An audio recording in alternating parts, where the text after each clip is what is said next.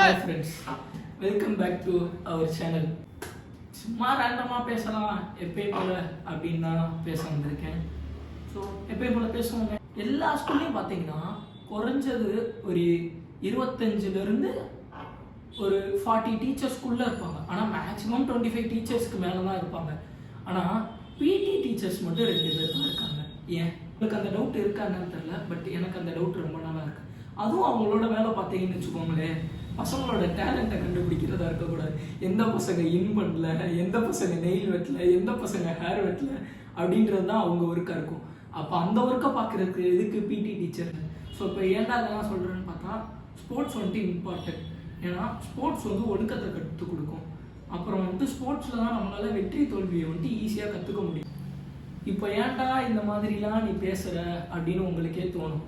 நான் வந்து எப்பயும் போல ஒரு குட்டி ஸ்டோரியோட போகலாம்.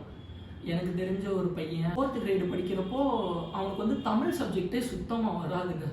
தமிழில் வந்துட்டு எப்போவுமே ஃபெயில் தான் ஆகும். இந்த மாதிரி 4th கிரேடு ஸ்டார்ட் ஆகணுமே ஃபஸ்ட்டு மந்த்லி டெஸ்ட்டு. அப்போ என்ன பண்ணிட்டான், தமிழில் ஃபெயில் ஆகிட்டான். ஸோ என்ன பண்ணிட்டாங்க, அதுக்கு அவங்க கிளாஸ் டீச்சர் கீழே இறங்கி உட்கார சொல்லிட்டாங்க, பெஞ்சில் இல்லாமல் ஃப்ளோரில். அப்போ பார்த்தீங்கன்னா எல்லா ஸ்டூடெண்ட்ஸும் பெஞ்சில் உட்காந்துருப்பாங்க. அந்த பையன் கூட சேர்ந்து ஒரு 2-3 பேர் இந்த ஃபெயிலான ஸ்டூடெண்ட் பெஞ்சில் இல்லாமல் தரையில் உட்காந்துருப்பாங்க. ஸோ வந்துட்டு பாஸ் ஆனாதான் நீ மேலே உட்காரணும் அப்படின்ற மாதிரி அந்த மிஸ் சொல்லிட்டாங்க. அந்த பையனும் முக்கி படித்து பார்க்குறான். அந்த பையனுக்கு தமிழே வரலங்க. அந்த பையன் வந்துட்டு வட்டம் எக்ஸாமில் வந்துட்டு ஃபெயில் ஆகிருக்கான், தமிழ் எக்ஸாமில். ஸோ அந்த வருஷம் ஃபுல்லாமே அவன் தரையில் தான் உட்காந்தான். இதே மாதிரி பார்த்தீங்கன்னா நெக்ஸ்ட் இயர் போகிறான் 5th கிரேடு. 5th கிரேட்லேயும் அதே கிளாஸ் டீச்சர். 5th கிரேட்லேயும் திருப்பி அவன் தமிழில் ஃபெயில் ஆகுறான். ஸோ திருப்பி அவனை அதே மாதிரி டீச்சர் வந்துட்டு தரையில் உட்கார வைக்கிறாங்க. ஸோ இது அந்த பையனுக்கு எந்த மாதிரி ஆகுதுன்னா ஒரு மென்டல் டிப்ரெஷன் காசு ஆகுது. ஸோ அந்த மென்டல் டிப்ரெஷனால் அவனால் ஒழுங்காக படிக்க முடியல. ஸ்கூல் போகிறதுக்கே அந்த பையனுக்கு பிடிக்கலங்க. அந்த பையன் வந்துட்டு ஸ்கூல் போகணுன்னாலே ஒரு அழுகிற மாதிரி மாறிடுறான். யோசிச்சு பாருங்களேன், எல்லா பசங்களும் மேலே உட்காந்துருக்காங்க, அந்த பையன் மட்டும் தரையில் உட்காந்துருந்தா அது எவ்வளோ பெரிய இன்செக்யூரிட்டியாக இருக்கும்.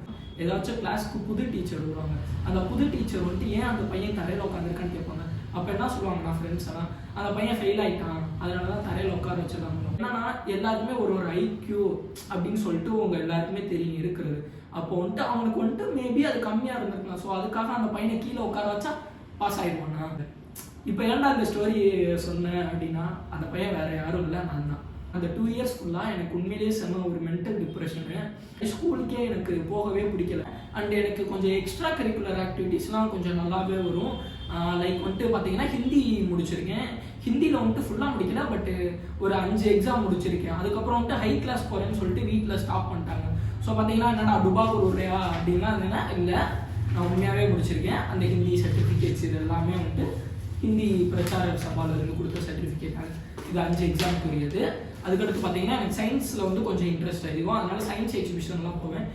இது வந்துட்டு ஒரு சயின்ஸ் கேம்ப் போன பார்ட்டிசிபேஷன் சர்டிஃபிகேட்டு. அதுக்கடுத்து பார்த்தீங்கன்னா aircraft work shop and exhibition, இதுவும் நான் ஸ்மால் ஏஜில் தான். அடுத்து பார்த்தீங்கன்னா நான் கம்ப்யூட்டர் கிளாஸ், சின்ன வயசில் கம்ப்யூட்டர் கிளாஸ்லாம் போவேன், அந்ததோட சர்டிஃபிகேட். இப்போ எனக்கு இந்த மாதிரி இதெல்லாம் வரும். இந்த மாதிரி இது எல்லாத்துக்குமே வருமா தான் சொல்ல முடியாது. அதுக்காக என்ன மேலே உட்கார வச்சுட்டு எல்லாரையும் கீழே உட்கார முடியுமா?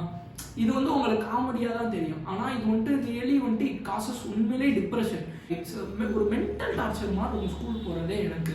ஸோ வந்து எனக்கு சுத்தமாகவே ஸ்கூல் போகிறதே பிடிக்காது. நான் வெறுத்துட்டேன் அந்த 2 வருஷம். பேரண்ட்ஸ் டீச்சர் மீட்டிங் போகிறீங்களே, டீச்சர்கிட்ட என்னைக்காச்சும் என் பையனுக்கு என்ன டேலண்ட்டு, என் பையனுக்கு எதில் இன்ட்ரெஸ்ட்டு அப்படின்ற மாதிரி கேட்டிங்களா? ஸ்கூல் வந்துட்டு படிப்புக்கு மட்டும் இல்லை, அவங்க ஸ்கூலில் வந்துட்டு டிசிப்ளின் கற்றுக்குவாங்க பசங்க. அதே மாதிரி ஒரு பையனோட டேலண்ட்டை வந்துட்டு நம்மளால் கண்டுபிடிக்க முடியும், ஆனால் ஒரு ஸ்கூல் நினச்சா, ஒரு டீச்சர் நினச்சா ஈஸியாக கண்டுபிடிச்சிடுவாங்க. அதனால தான் சொல்கிறேன், உங்கள் பையனை பற்றி நீங்கள் டீச்சர்ஸ் கிட்ட கேளுங்க, அவங்களுக்கு நல்லாவே தெரியும். பேரண்ட்ஸ்க்கு இன்னொன்று வந்து இம்பார்ட்டண்டாக ஒன்றே மட்டும் சொல்லிக்கிறேன். அட்லீஸ்ட் உங்கள் பையன்கிட்ட டெய்லி ஒரு 5 மினிட்ஸ் பேசுங்க, இன்றைக்கி என்ன நடந்துச்சு ஸ்கூலில் அப்படின்ற மாதிரி. சும்மா ஸ்கூல் விட்டு வீட்டுக்கு வந்தோடனே இன்றைக்கி என்ன ஹோம்ஒர்க் கொடுத்துருக்காங்க அதை எழுது அப்படின்னு சொல்லிட்டு அந்த மாதிரி மட்டும் பண்ணிக்கிட்டே இருக்காங்க. அதே மாதிரி உங்கள் பையனுக்கு என்ன பிடிக்கும், உனக்கு எதில் இன்ட்ரெஸ்ட் இருக்குன்றதையும் கேளுங்க, கண்டிப்பாக வந்துட்டு அவங்க சொல்லுவாங்க. ஸோ படிப்பு வந்து ரொம்ப முக்கியம், ஆனால் அதே சமயத்தில் டேலண்ட்டுமே முக்கியம்தான். இன்கேஸ் அவங்க டேலண்ட்டில் கூட ஷைன் ஆகலாம், படிப்பு எவ்வளோ வருமோ அவ்வளோதான் வரும். அவங்கள டார்ச்சர் பண்ணி டிப்ரெஷனுக்கு மட்டும் தள்ளிடுறாங்க.